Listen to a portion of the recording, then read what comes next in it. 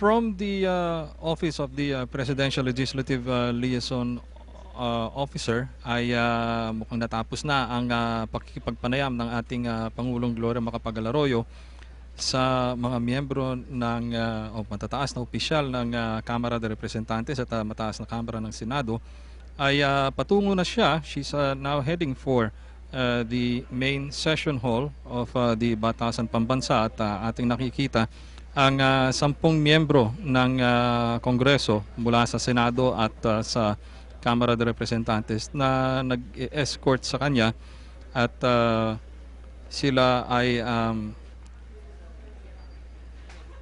kanyang who will be bringing her inside the main hall at patutuloy na ang pakikinggan upang panimulan ang kanyang State of the Nation address. Our friend Ron Gagalak is right where the President is right now. We'll turn over to him. Ron? Right, Toby. Kapapasok lang ng Pangulo dito sa main lobby. Pababa na siya ng hagdan and she's just a few meters away from the main entrance of the House of Congress going to the presidential podium inside the session hall. She's now being escorted by Senator Loren Legarda and the rest of the senators and congressmen. She's now entering at the main entrance of the session hall and she's just a few minutes away, few seconds away, entering into the main session hall. We're going to turn you over now to Beverly.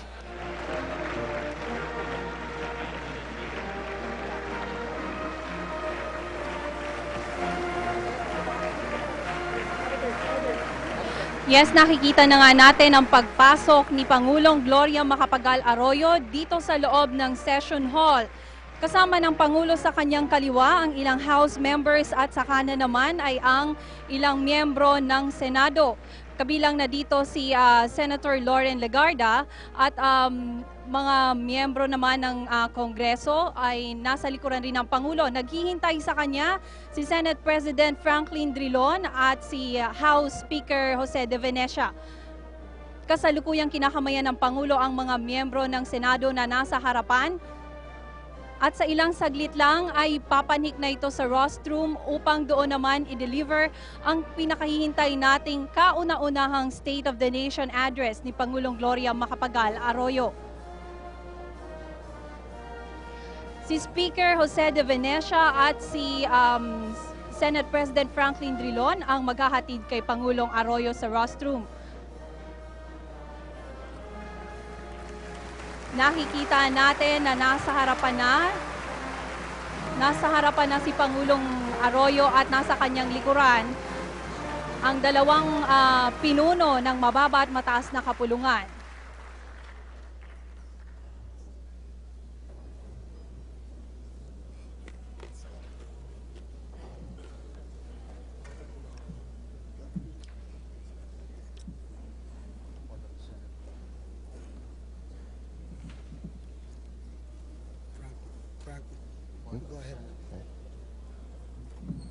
On the part of the Senate, the joint session is called to order.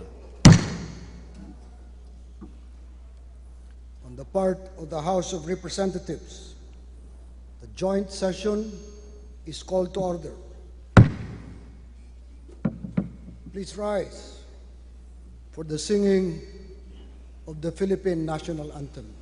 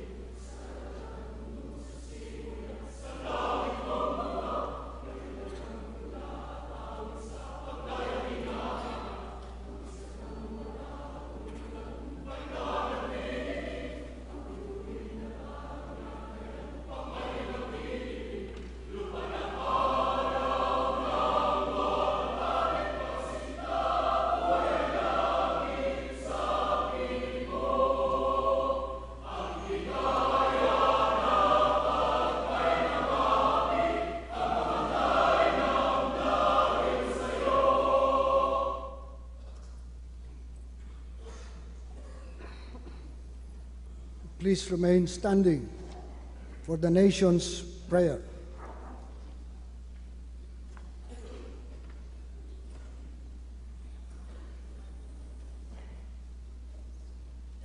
aming Diyos, ikaw na siyang kinikilala, tinatawag naming Panginoon, hala bathala.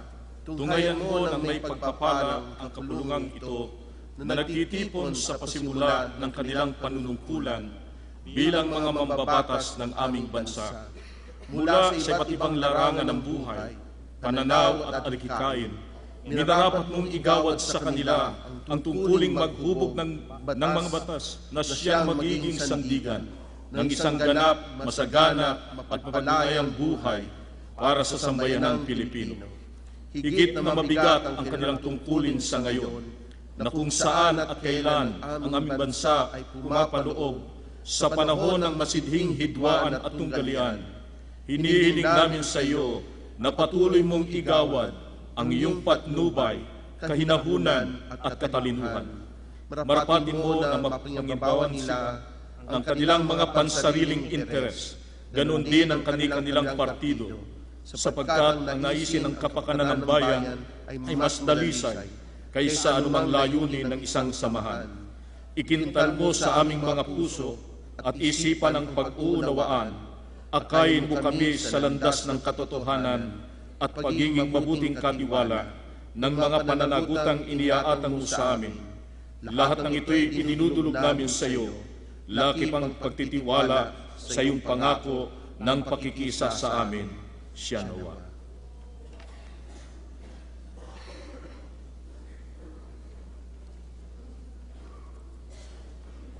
Ladies and gentlemen of the Congress of the Philippines, Her Excellency Gloria Macapagal-Arroyo, the President of the Republic of the Philippines.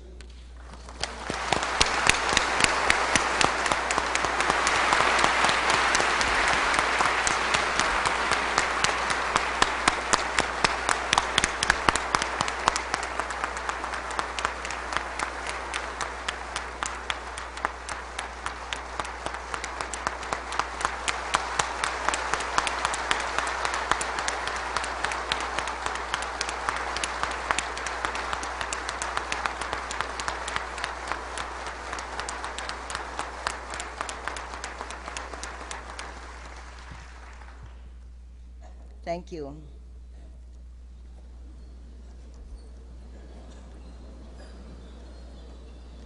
His Excellency President Ramos, Senate President Drilon, and the other senators, Speaker De Venecia, the other congressmen and congresswomen, the justices of the Supreme Court, the members of the Diplomatic Corps, mga maralitang tagalunsod, nanonood ngayon sa video wall at sa TV, mga maraming nakikinig sa radyo, mahal kong kababayan. Kamakailan, may sumulat sa aking 3 batang tagapayatas, sina Jason, Jomar, at Erwin. Ginawa nilang paper boats ang liham at pinalutang tapas sa Pasig River patungo sa Malacanang. Ito ang sinulat ng 10 taong gulang na si Jomar Pabalan. Sana po ay mabigyan ng permanenteng trabaho ang tatay ko para hindi siya mahirapan. Sabi naman ni Jason Van Banogan, 10 taong gulang, sana po matulungan ninyo ako na makatapos sa pag-aaral ko hanggang kolehiyo. Kasi po, ang nagpapaaral sa akin ay ang lola ko lamang. At ang tanging nais ni Erwin Dolera, 8 taong gulang, ipasara ang Payatas dump site at bigyan ng lupa ang kanyang pamilya. Napakalinaw, napakasimple ang hiling ng mga anak ng Payatas. Trabaho, edukasyon, sariling tahanan, idagdag na rin pagkain sa bawat mesa. Ito ang mithiin ng masa. And this, in common sense and plain talk, is the core of my vision.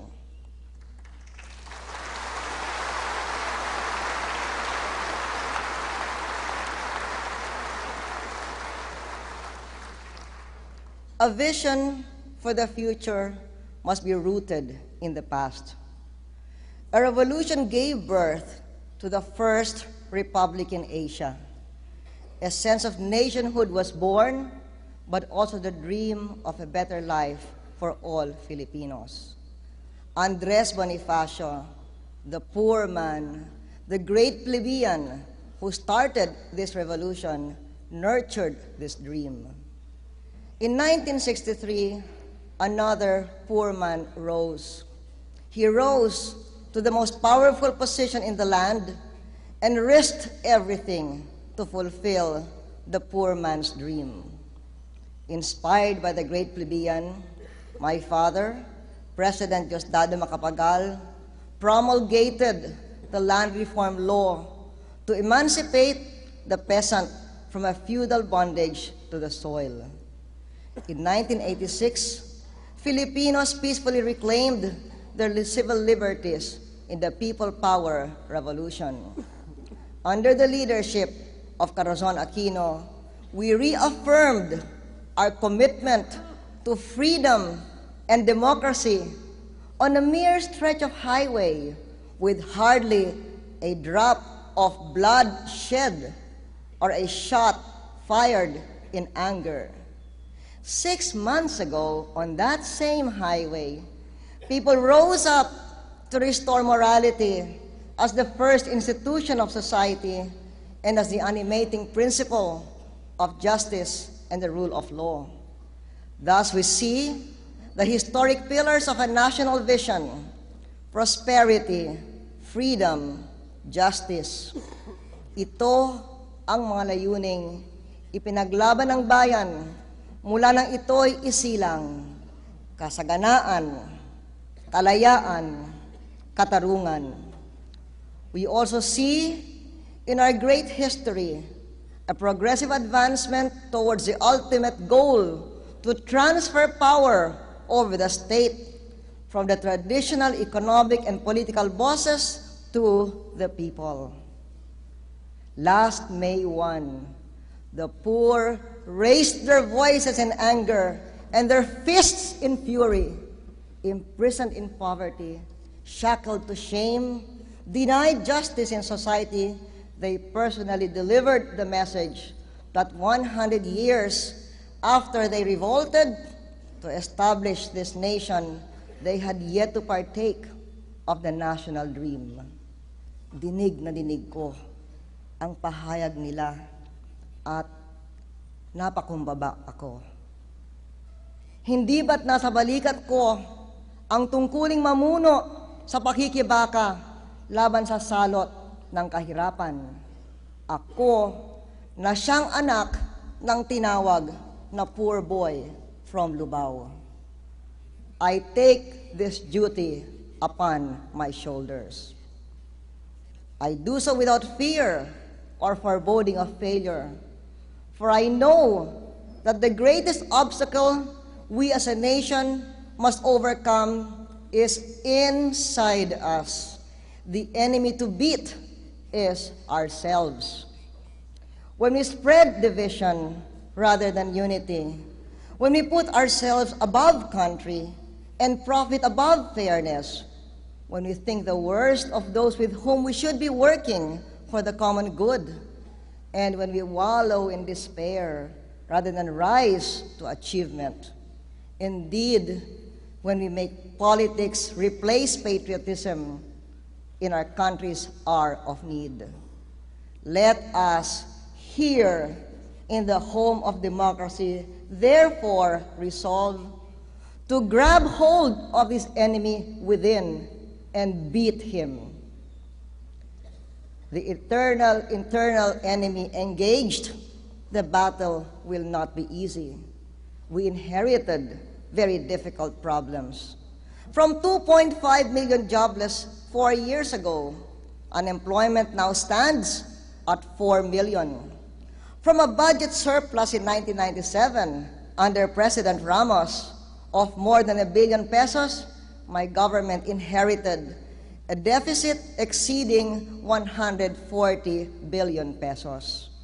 In the same period, poverty incidence rose from 36.8% of the population in 1997 to 40% in the year 2000. And unlike the situation in 1997, when the battered Asia could still lean on the strength of the advanced economies, today, our main trading partners like Japan and America are slowing down as well. But we will prevail. We will prevail because the mainstream of our nation is united. In the May elections, this administration received a solid mandate to carry on with the business of governance and reform. I do not view this mandate as a choice between personalities of this administration and those of the opposition. I see it rather as a vote for all of us, administration and opposition, to roll up our sleeves, stop looking back, and move forward, most especially in the fight against mass poverty.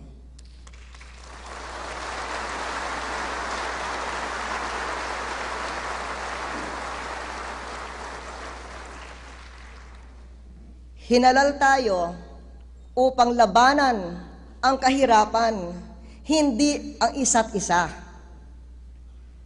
Our challenge is clear, sugpuin ang kahirapan.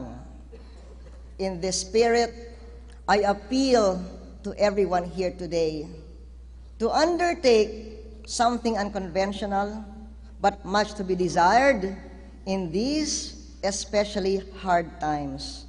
From today, let us set aside bickering and politicking for at least 1 year.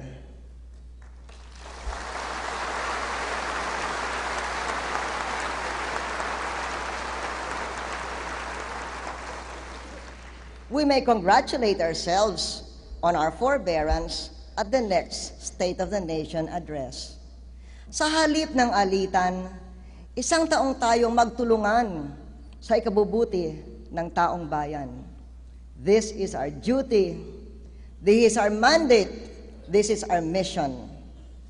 Unity for the country's recovery will set the stage for national mobilization needed to undertake the great and difficult tasks ahead. What are these tasks?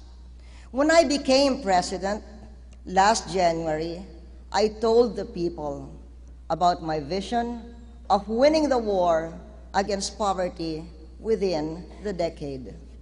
To succeed, the template of our national agenda must revolve around 4 components. 4 na elemento ng pakikibaka sa kahirapan. The first is an economic philosophy of free enterprise appropriate to the 21st century.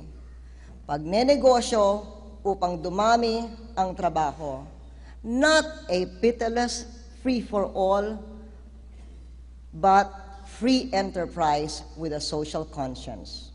The second component is a modernized agricultural sector founded on social equity.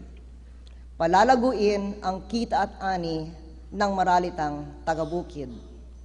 The third component is a social bias toward the disadvantaged to balance our economic development plan. Pagkalinga sa mga bahagi ng lipunan na naiiwanan ng kaunlaran. And the fourth component is to raise the moral standards of government and society. Moralidad sa gobyerno at lipunan bilang saligan ng tunay na kaunlaran. Pagnenegosyo, pagpapaunlad ng agrikultura, kalinga sa nagikipit na sektor, at moralidad sa gobyerno at lipunan. Ito ang mga sandata natin sa digmaang bayan laban sa kahirapan.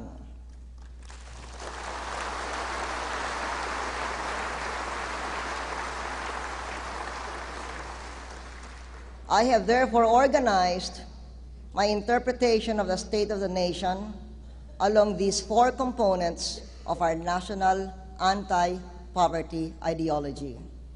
The first is an economic philosophy for the 21st century.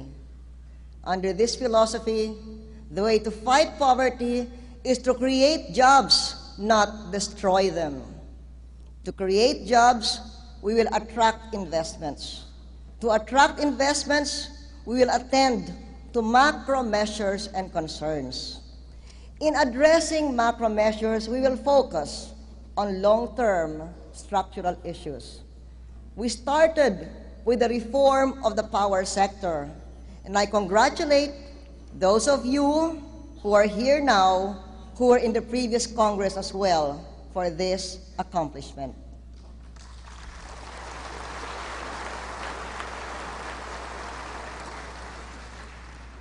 Now, we will turn to other basics like infrastructure, productivity, and the savings rate. In focusing on infrastructure, we will harness the private sector via the Build, Operate, and Transfer Law. Our priorities include telecommunications facilities for high-speed productivity at low cost, roads to target tourist destinations, infrastructure for the modernization of agriculture, mass transport infrastructure for Metro Manila, and commuter and transport systems to disperse communities towards Subic Clark and Calabarzon. We will minimize bottlenecks to productivity, such as the high cost of power, deterrence to investments in agriculture, overly confrontational labor management relations, and corruption and red tape at the national and local government levels. To reduce the cost of power, we will begin implementing the Power Sector Reform Law, which the previous Congress just passed.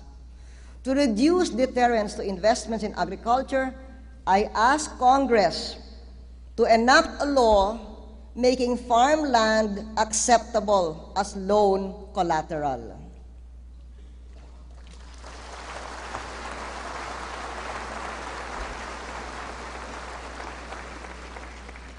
To reduce excessive friction in labor and management relations, we will go the extra mile to work for industrial peace and to work with labor and business to retrain workers for the fast-changing technologies of the new economy.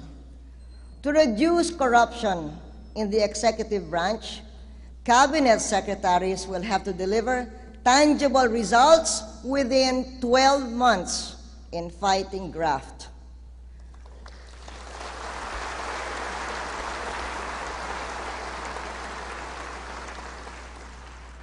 Our new e-procurement program will save billions and minimize anomalies. And I gave the reinforced Presidential Anti-Graft Commission added teeth to investigate and prosecute motu proprio corruption in high places.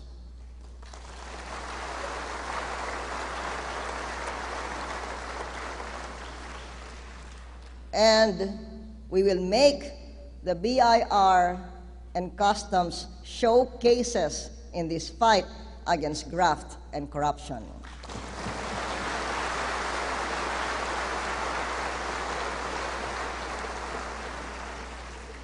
To reduce corruption among elective officials, we will help honest people get elected by financing the full computerization of elections.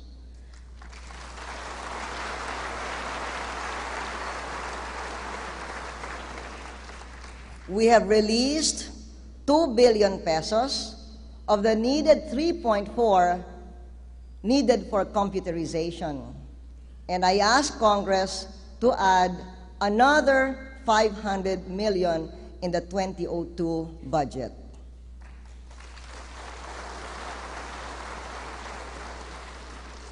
Let us make the polls of May 14, 2001 the last national elections that use primitive methods of voter identification and ballot tabulation.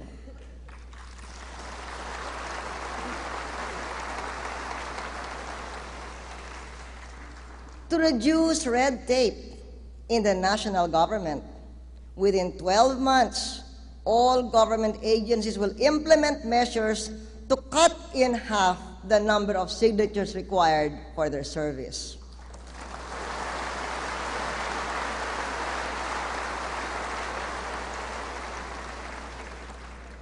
Housing permits shall only need 45 approvals instead of 188.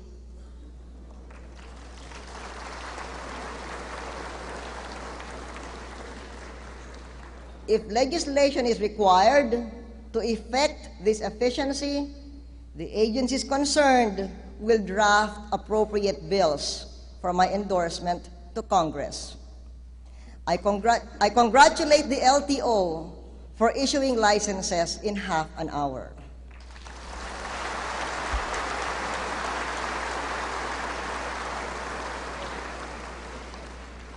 I congratulate the NBI for issuing clearances in 1 day.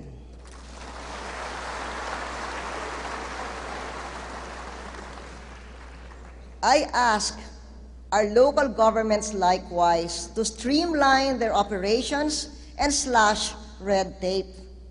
There must be continuity within national and local governments in their efforts to be investor-friendly.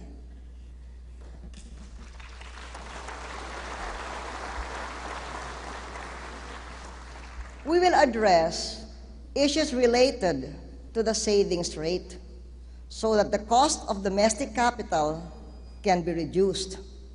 These issues are tied up with the strength of the financial and fiscal sectors. With regard to the financial sector, I ask Congress to amend the BSP Charter and the Banking Act to improve supervision and promote financial prudence. These amendments should take us out of the money laundering list.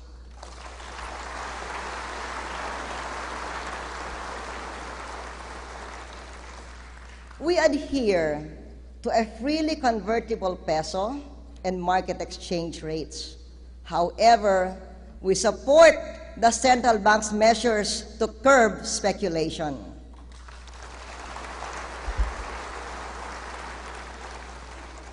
To those speculating against the peso, I only have this to say: have you no pity for the common people?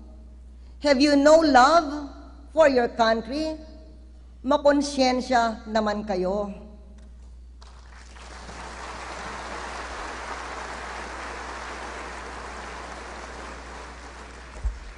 Instead of speculating, let us further strengthen the financial sector. We will design innovative policies to develop our capital market. We will set up a secondary housing mortgage market, an asset management company, and a provident fund for overseas Filipinos.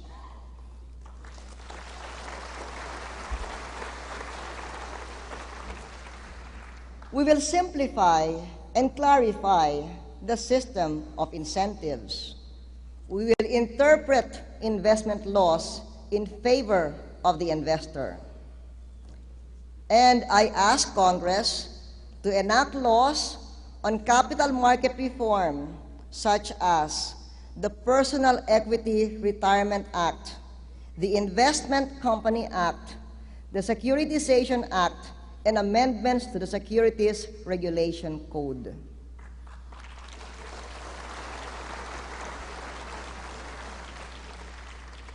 With regard to the fiscal sector, we will control the budget deficit by collecting taxes vigorously and spending money prudently.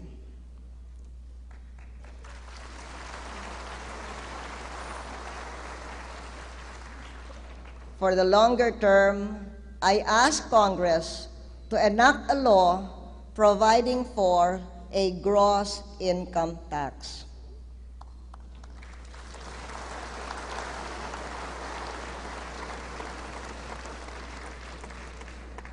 Alisin na natin ang mga tax deduction na nagiging sanhi lamang ng katakot-takot na corruption.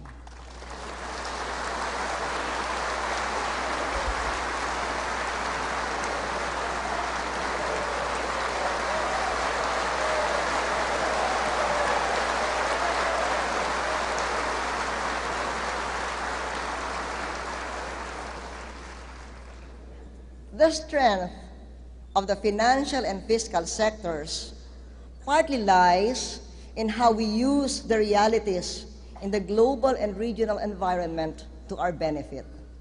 Thus, we will enhance our relations with the United States, whose economic and military power continues to make it important as a factor in the affairs of the region and the nation. We will also strengthen bilateral economic and political relations with Japan, our biggest source of development assistance and a major trading partner.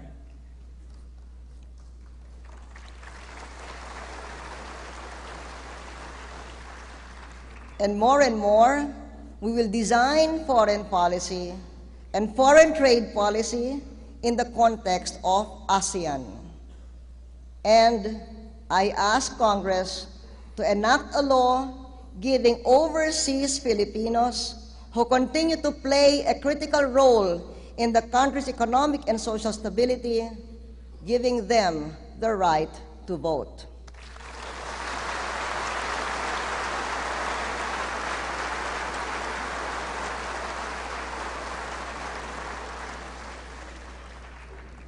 Preparing our growth sectors of the future enables us to tap the opportunities of the 21st century. We will promote fast-growing industries where high-value jobs are most plentiful. One of them is information and communications technology, or ICT. Our English literacy, our aptitude and skills give us a competitive edge in ICT. Filipino workers are ranked #1 in the field, #1 among knowledge workers. And analysts point to 2 developing countries as the likely world centers for software development and data management in this decade: India and the Philippines. We will live up to that forecast.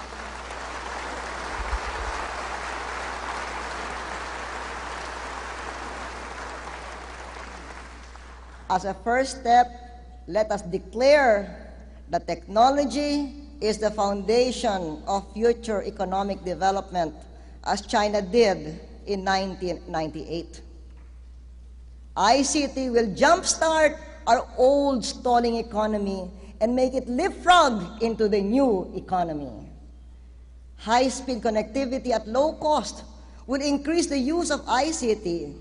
It is also the way for Smart and Globe to properly interconnect. Then we will finally hear the last of those annoying words, network busy.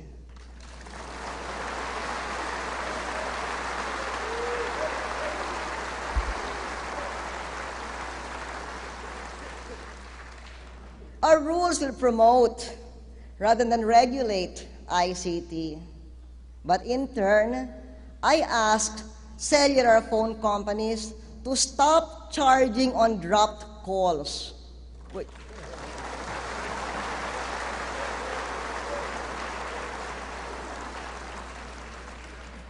This is both irritating and unfair to the public. I asked Congress to enact laws to address internet privacy and security, allow for multimedia convergence, and create a Department of Telecommunications and Information Technology.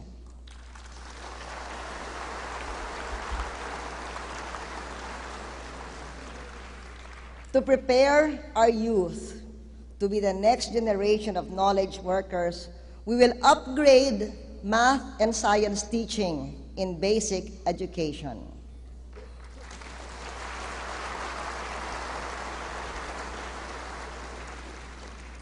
we will take a hard look at education and ask, is it preparing the youth for the jobs of the new economy?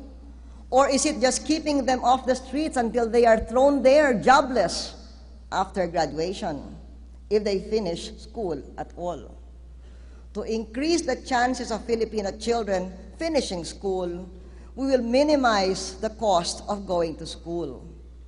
When we stopped the collection of miscellaneous fees last enrollment day, 900,000 more students enrolled than anticipated. And to reduce the time and money spent to actually travel to school, I want a school building in every barangay by 2004.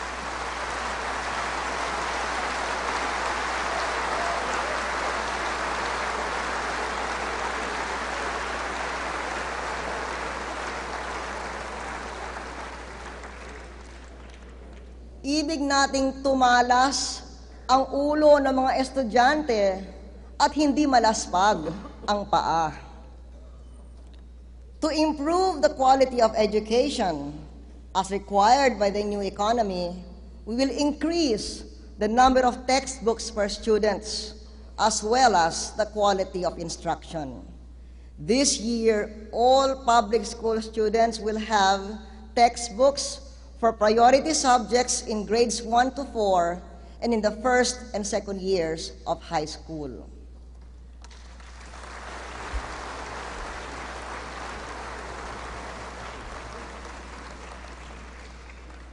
And they will have better paid and therefore better motivated teachers, not to mention more teachers, because sound fiscal management enabled us to provide a supplemental budget of 1.5 billion pesos to hire more teachers and increase their pay without increasing our deficit.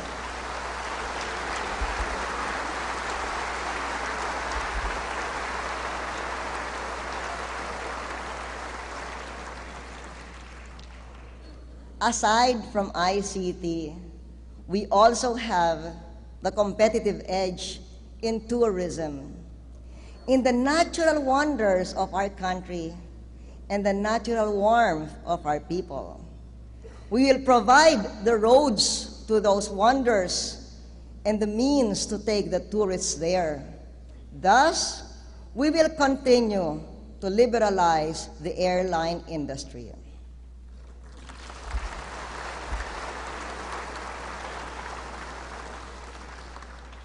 The second component of our national agenda to fight poverty is the modernization of agriculture founded on social equity.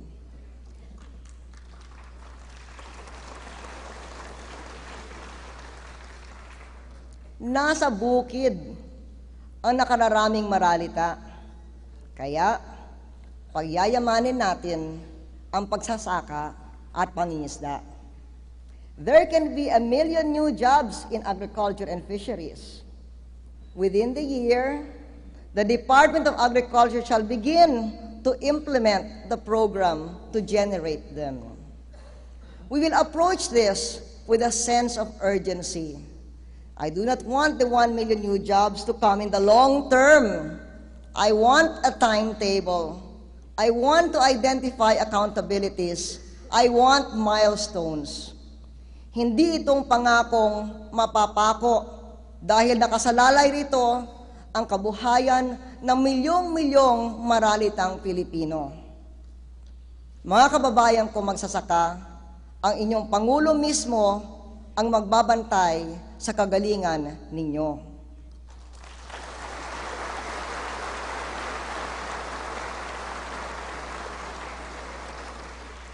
Starting tomorrow, I will hold office at the Department of Agriculture.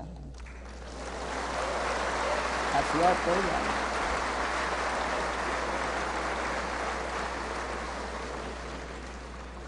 Until I can get a clear and demonstrable picture of our agricultural accomplishments for our first 100 days, And I can see the program for the million new jobs get off the ground.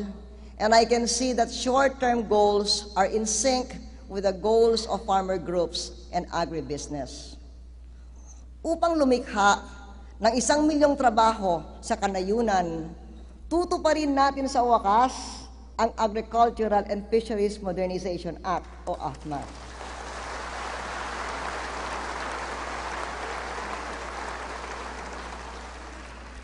Hindi bababa sa 20 bilyong piso ang gagastusin upang mapalakas ang kita, ani at huli na magsasaka at mangingisda. Kasama na rito mga sumusunod, 6 na bilyon sa patubig, 2 bilyon sa post-harvest facilities, 2 bilyon sa infrastruktura, 2 bilyon sa pautang, at 2 bilyon sa research and development. There is money, and there will be money, and the Department of Agriculture shall demonstrate its capacity to use these funds.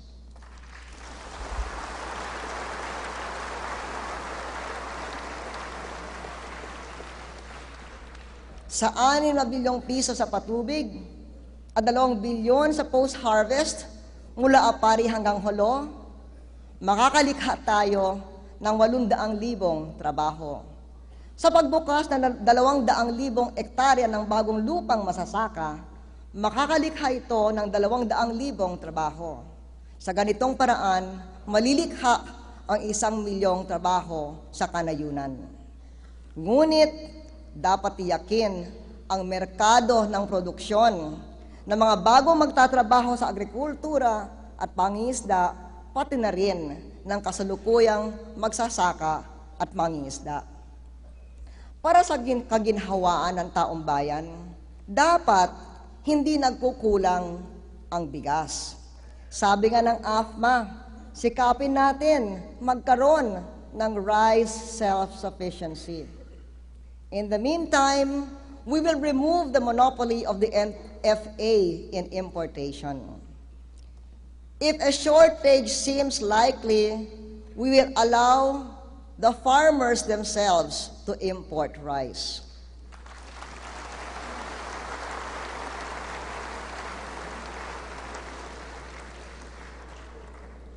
Basta magbayad sila ng customs duties. Gagamitin naman ang binayarang buwis para sa modernisasyon ng rice production. Murang bigas at masaganang magsasaka, ito ang hangad natin para sa masa.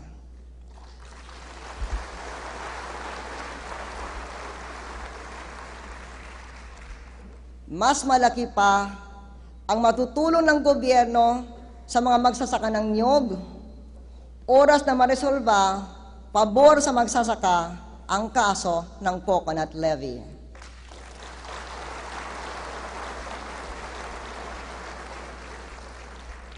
Kapag mangyari ito, gagamitin ang pondo para sa modernisasyon ng mga niyugan. Pinawalang bisa ko ang kautusan sa coconut levy mula sa dating administrasyon upang hindi madehado ang magsasaka. Hindi tayo hihinto habang hindi nakikinabang ang mangyunyog sa Coco Levy Fund.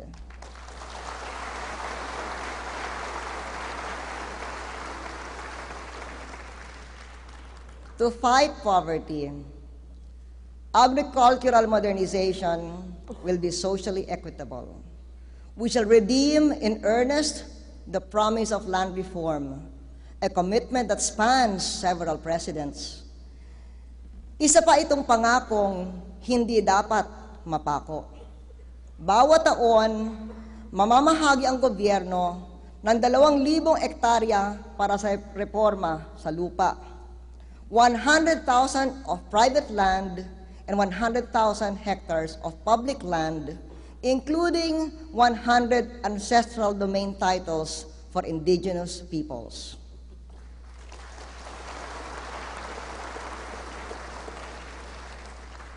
We will bring our war against poverty to rural Mindanao, especially the areas most affected by the past conflicts.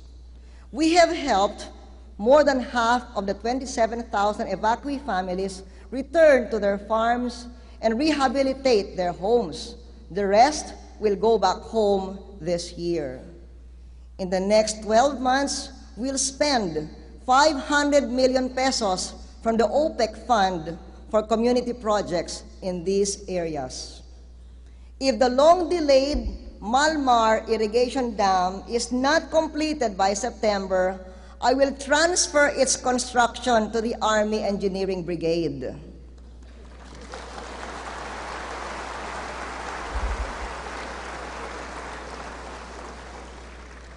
This dam is so important because it will irrigate 3,000 hectares immediately, with another 10,000 to follow next year.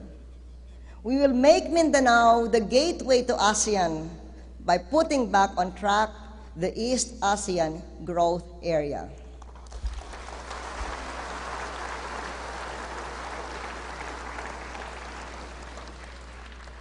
Inshallah, mahimo tinuod ang saad sa Mindanao, ubos sa akong administrasyon.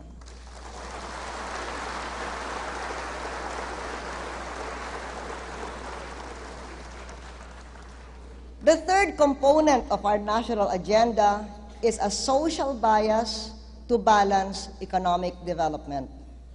This social bias consists in immediate measures for the poor, as well as improving and ensuring the quality of life of the masses. Bukod sa magbubukid, maralit ang tagalunsod ang malaking sektor na kailangan ng dagliang tulong.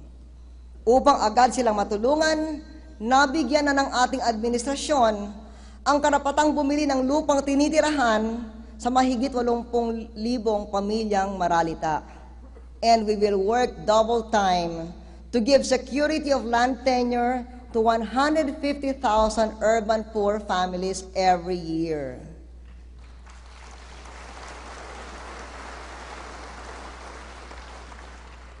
Sandaan at 50,000 pamilya taon-taon ang magkakaroon ng karapatan na bumili ng sariling tirahan. Ginagawa ko ito dahil nalulungkot ako pag may nakikita akong squatter sa sariling bayan.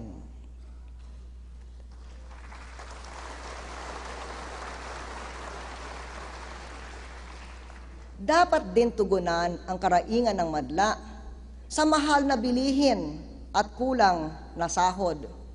Umaasa akong magpapasya ang Kongreso o wage board sa nararapat na sweldo. Pansamantala, nananawagan ako sa mga negosyanteng may kakayahan, magbigay na kaagad kayo ng emergency cost of living allowance.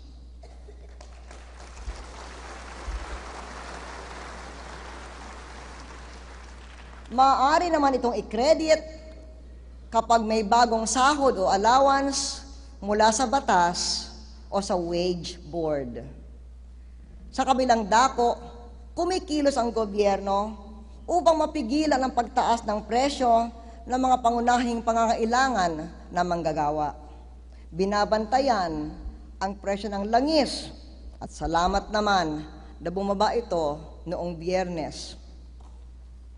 Pinagsisikapan din ng gobyernong huwag itaas ang pasahe, lalo na ang LRT. Dahil presyo ng bigas ay napaka-importante sa mga manggagawa, magpapasada tayo ng 1,000 rolling stores. Ang mga manggagawa at maralita ay makakabili dito ng bigas sa halagang 14 na piso sa halip ng 18 bawat kilo.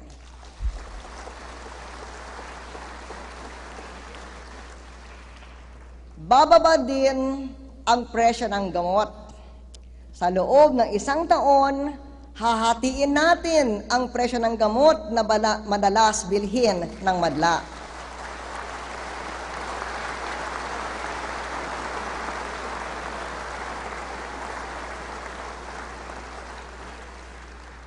Upang iwasan ang malaking gasto sa pagpapagamot, itong taon, ilalahok sa National Health Insurance ang kalahating milyong maralitang tagalunsod.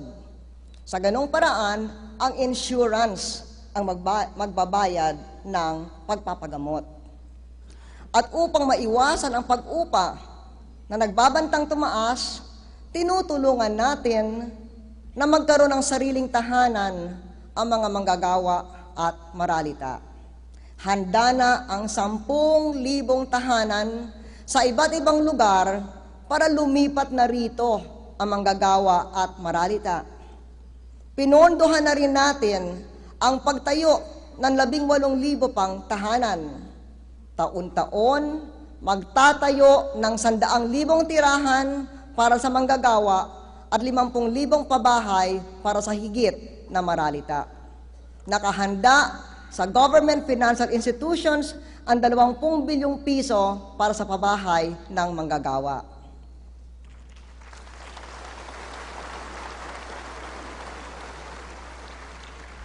Itaga ninyo 20 bilyong piso para sa mga tahanan ng masa. Ito ang handog ng gobyerno para sa seguridad ng pamilyang Pilipino.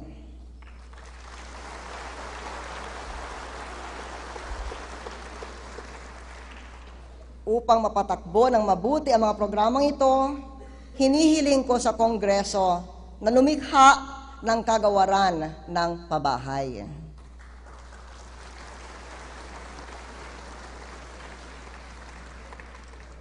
The Department of Housing will not only build homes for the poor, it will also spark the housing industry and create jobs.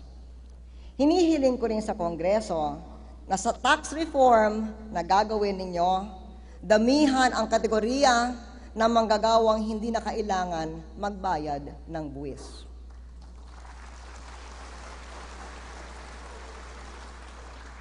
Meron tayong espesyal na proyekto para sa mga kabataang maralita ng Metro Manila na hindi na makapag-aral ngunit walang trabaho. This is the Emergency Employment Program. Bawat taon, 20,000 out of work, out of school youth ang bibigyan ng dagliang trabaho. Maari magtagpi ng bubong, mag-ayos ng railing, magwarya sa eskwela ng kanilang barangay, maglinis ng kalsada o estero o iba pang dagliang trabaho. The social bias in our economic development plan involves ensuring the quality of life of the masses. Sa sulat ni Erwin na taga-Payatas, yung binanggit ko kaninang pag-umpisa ng diskurso, hiniling niya na ipasara ang dump site. Talaga naman dapat na magkaroon tayo ng bagong sistema sa pag-aasikaso ng basura.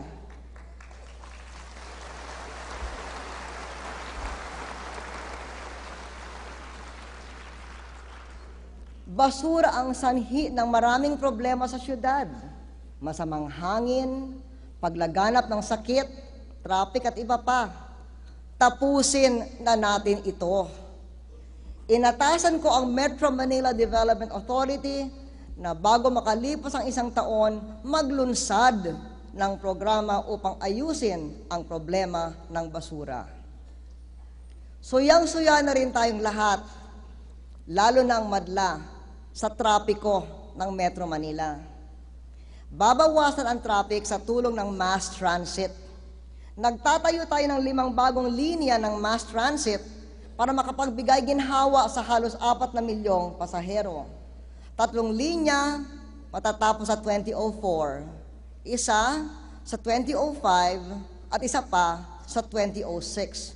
These 5 mass transit systems are being prioritized because they will add 119 kilometers of railway projects.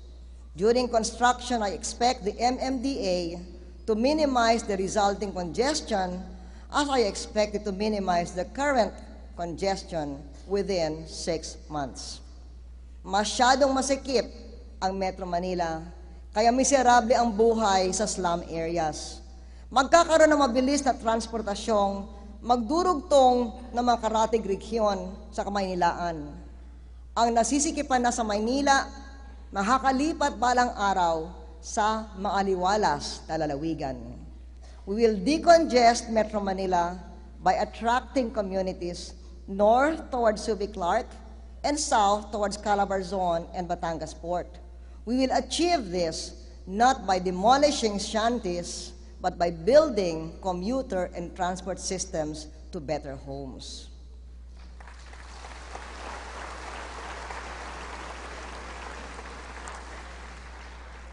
Whether in Metro Manila or in the countryside, we will make microfinance a cornerstone in our fight against poverty. Ang ibig sabihin nito ay maliliit na paluwagan para sa maliliit na negosyo. Kakalisensya lamang ng Opportunity Microfinance Bank ang unang micro-lending program sa bansa na naging bangko. Bawat taon, dadagdagan natin ng 300,000 maralitang kababaihan ang makikinabang sa paluwagang programa ng microfinance. Panahon na upang makinabang ang maliliit sa iniimpok ng bayan. At umasa kayo, nagbabayad ang masa. In microfinance, the repayment rate is 98%.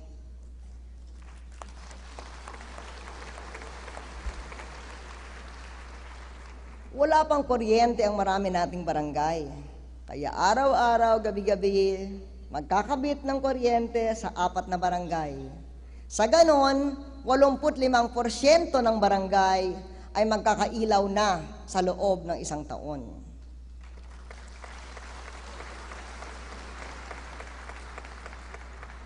With exports slowing down due to the world downturn, we will strengthen the domestic market. We'll intensify efforts to promote small and medium enterprises, or SMEs, especially in the countryside. Last Friday, I inaugurated the SME board in the Philippine Stock Exchange.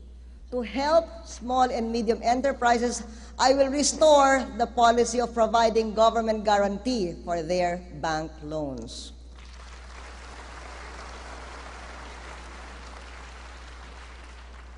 The fourth and last component of our national agenda is improving moral standards and the rule of law. We need every ounce of resource to wage this war on poverty. We cannot afford to lose anything to waste or graft and corruption. First, we must strengthen justice and the enforcement of law and order. This pertains to 2 levels. At the level of principle, this administration affirms its commitment to the principle that no one is above the law.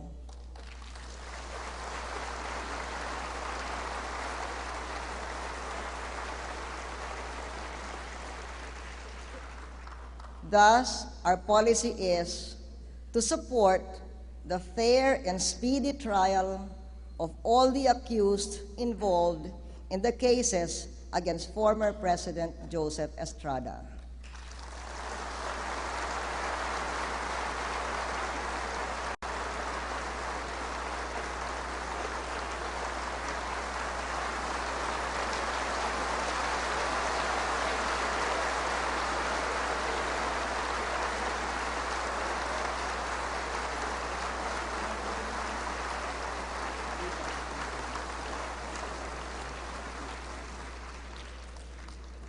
If there were times that I showed concern for the personal circumstances of the former president, it is not a sign of diminished determination to see justice done. Rather, it is out of sensitivity to the feelings of the segments of our masa who have continued to identify with his personal circumstances.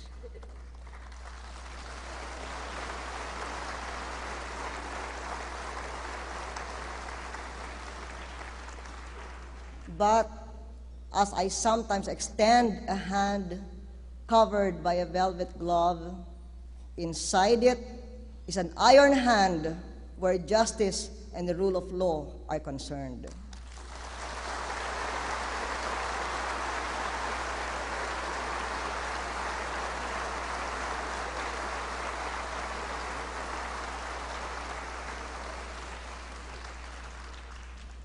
As a sign of this, I will support legislation to amend the charter of the Ombudsman so he can accept the services of private prosecutors.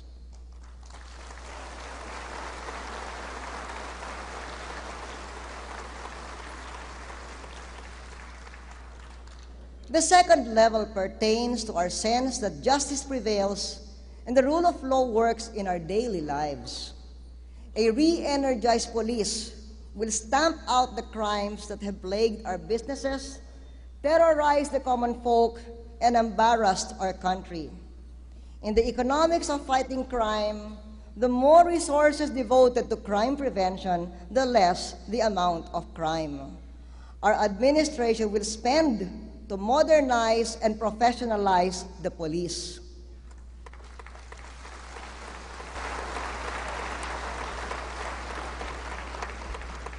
We will start with 1 billion pesos. Although the numbers say that index crimes in the first semester were down 14% since a year ago, we are determined to stamp out violent crimes altogether. The ongoing reorganization of the police is part of the effort to add vigor to its anti-crime drive. The new National Anti-Crime Commission will tighten coordination among law enforcement agencies as well as with the Chinese-Filipino community. We are giving special attention to the kidnap for ransom syndicates. I want the bulk of them to be behind bars before the year is over.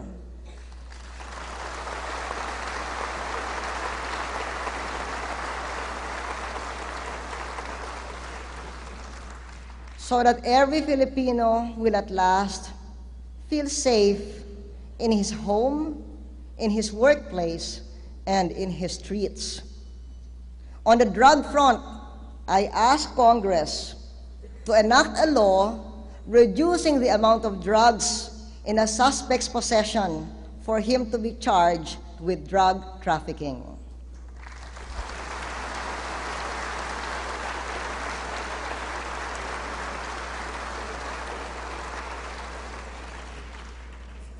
We will uphold law and order through a holistic response consisting of political, economic, psychosocial, and security components.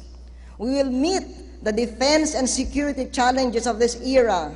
To achieve this end, we have earmarked additional funding in several billions of pesos for the AFP modernization program.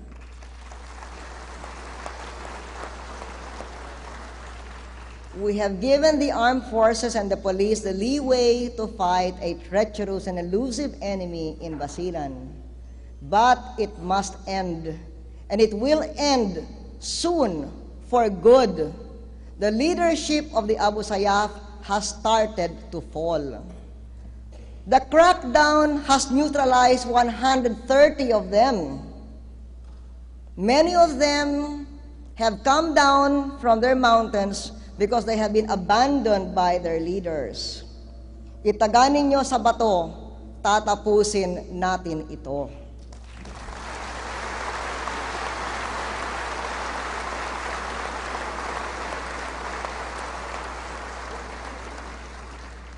On the peace process, while the AFP stands ready to protect our people at a moment's notice, we will continue to talk with the Moro Islamic Liberation Front and the National Democratic Front, as long as all sides maintain good faith.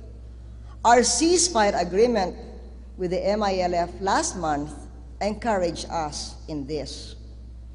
To attain our full potential as a nation, let us come to terms with the fundamental issues in Mindanao. Let us forge consensus on a just, lasting, and honorable peace in one country. Peace and development are inseparable twins, but our framework must not compromise constitutionality, national sovereignty, and territorial integrity. Instead, let us recognize that we have a multi-ethnic society which should be founded on social justice for all and institutionalized accommodation of ethnic traditions. This would finally introduce a new culture in our nation's attitude towards Mindanao.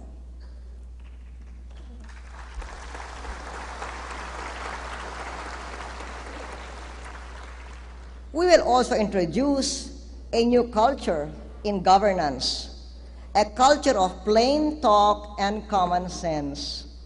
Cabinet secretaries will do less cluster and interagency committee work so they can concentrate on running their departments.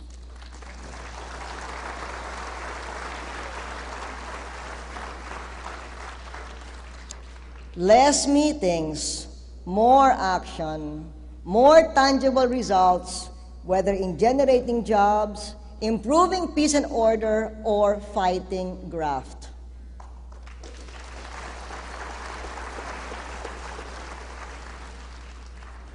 I throw full support behind BIR Commissioner Rene Bañez.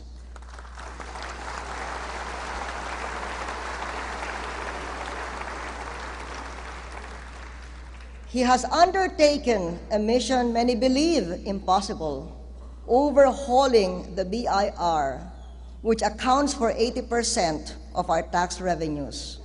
Rene has been threatened. He has been blocked by restraining orders at every turn. After the Supreme Court ruled in his favor, he was accused of the very corruption he is stamping out. This man needs friends who share his goals, and I know he will find them in this young Congress.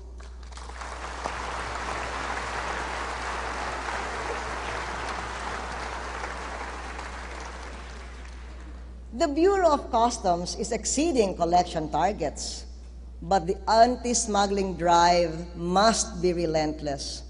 So must the drive against the harassment of legitimate businessmen doing legitimate imports.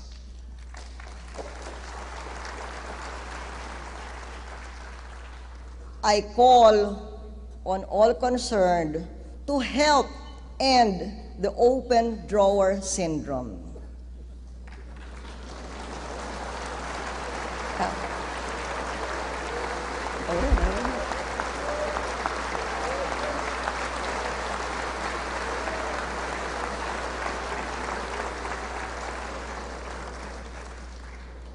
But the government cannot do it alone.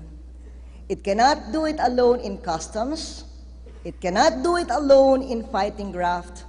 It cannot do it alone in fighting poverty. I am not a miracle worker. All of us must do our share. We have to think Filipino, buy Filipino, invest Filipino. I invite the Taipans and other business people all over the country to start pump priming the economy by investing once again in the Philippines.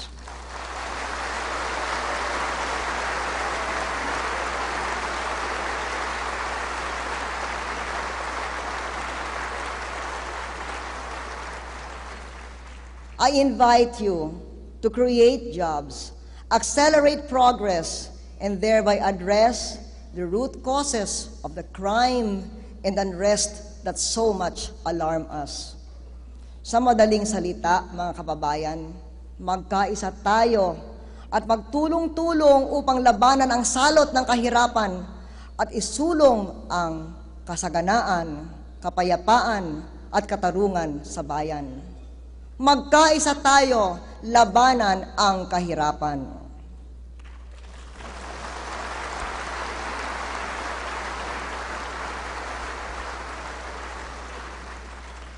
Marami na akong sinabi tungkol sa gagawin ko.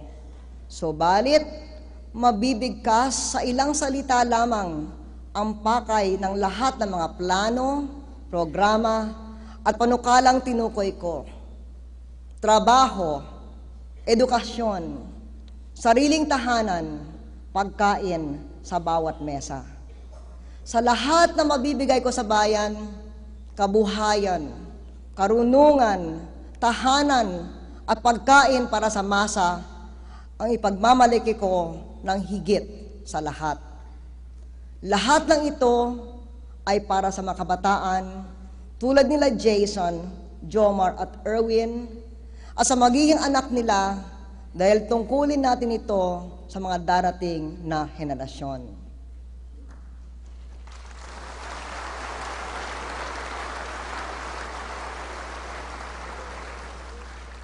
Mga kababayan, nais ko pong ipakilala sa inyo ang mga anak ng Payatas. Ito, sina Jason, Jomar at Erwin.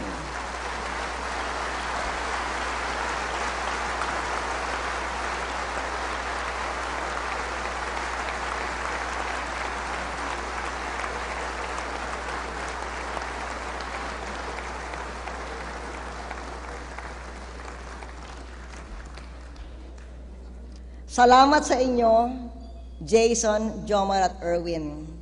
Salamat at sumulat kayo sa akin ng mga liham na ginawa ninyong bangkang papel at pinalutang sa Pasig. Jason, Jomar at Erwin, pakinggan niyo ako. Paparamihin natin ang mga kababayang may trabaho. Paparamihin natin ang mga batang makapag-aaral sa kolehiyo. Paparamihin natin ang mga kababayang may sariling tahanan. Paparamihin natin ang pamilyang may pagkain sa mesa. Ang pangarap ninyo ay pangarap ko rin. Gagawin ko ang lahat upang matupad ang pangarap natin. Mga kababayan, tulungan ninyo akong tuparin ang pangarap nila Jason, Jomar at Erwin.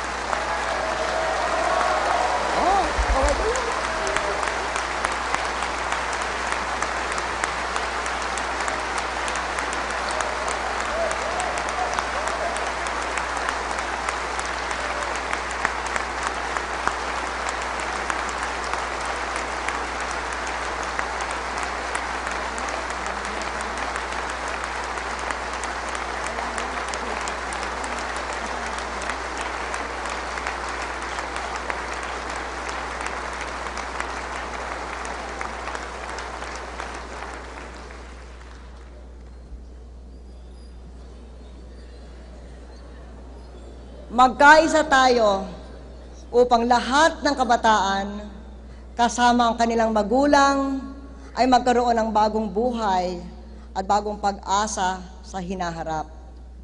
Trabaho, tahanan, edukasyon, pagkain sa bawat mesa.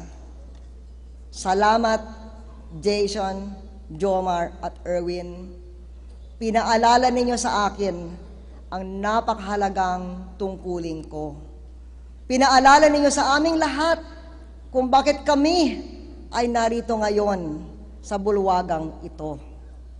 Mga senador at kongresista, ipangako natin sa kanila, sa harap at sa tulong ng puong may kapal, na sa mga susunod na araw, buwan at taon, tayong mga hinalal, tayong may pananagutan sa kanilang kinabukasan ay handang magsakripisyo at magkaisa para sa kabutihan, kaunlaran, katatagan ng bayan at sa kinabukasan ng kabataan.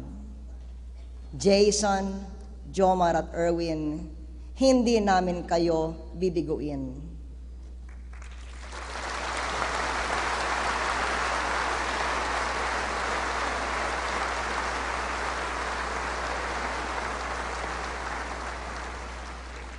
I am not a miracle worker, but I will do what is right, and I will do my best.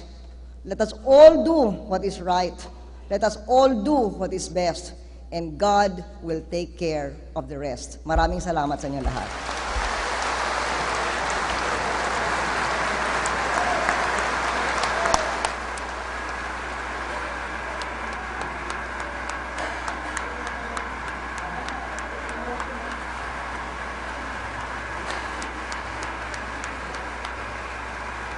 Magnificent. Magnificent.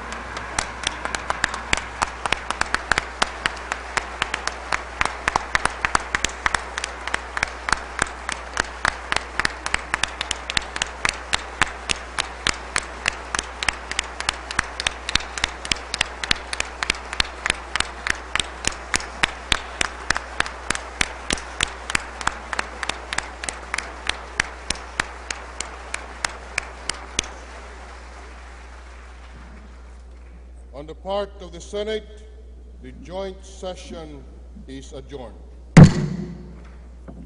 On the part of the House of Representatives, the joint session is adjourned.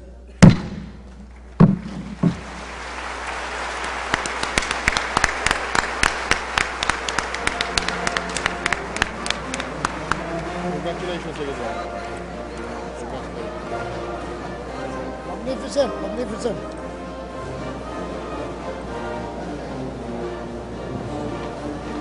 Okay, Jay, umaalingaw-ngaw pa ang masaganang palakpakan sa session hall at napaka-heart-tugging nung finale ng talumpati ni Pangulong Gloria Macapagal-Arroyo.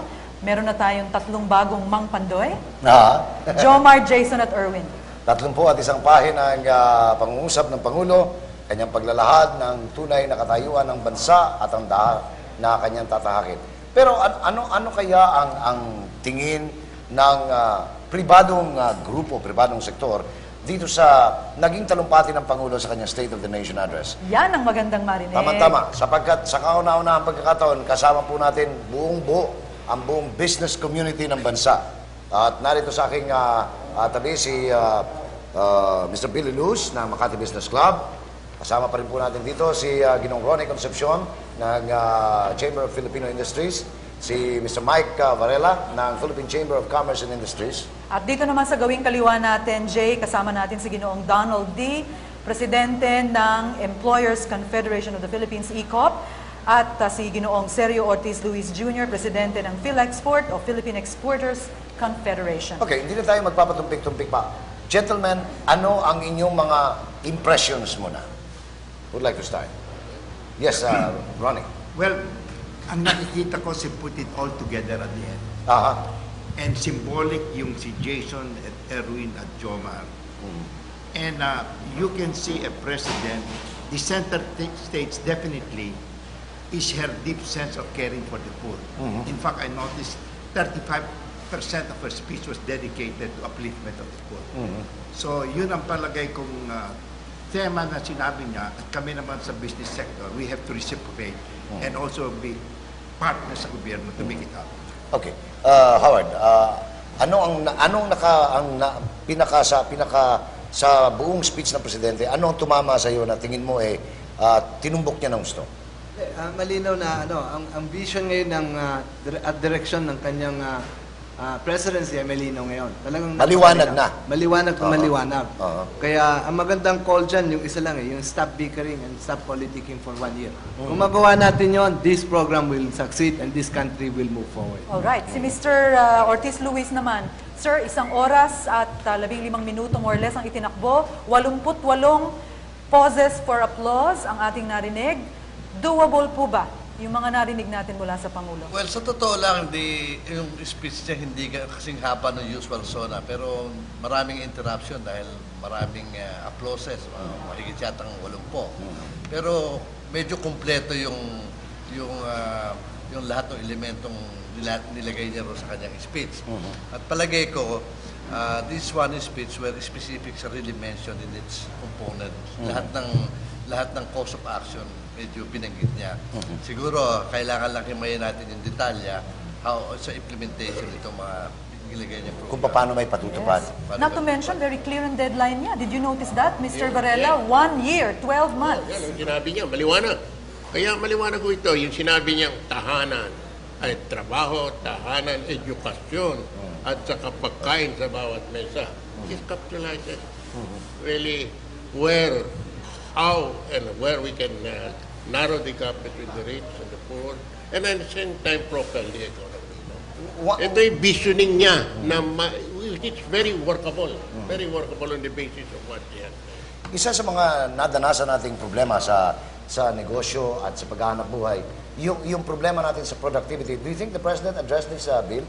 I think so. Not only productivity, but I like the fact that she gave plenty of assignments. No? I think that we like assignments.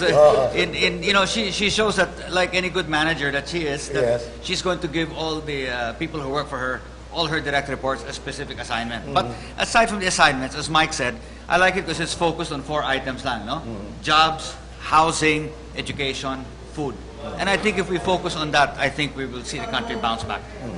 And sa lahat po ng naging guest namin sa ating panel discussion at sa inyo pong lahat na sumubaybay dito sa unang SONA ni Pangulong Arroyo, maraming salamat po. See you next year. Mabuhay, Pilipinas.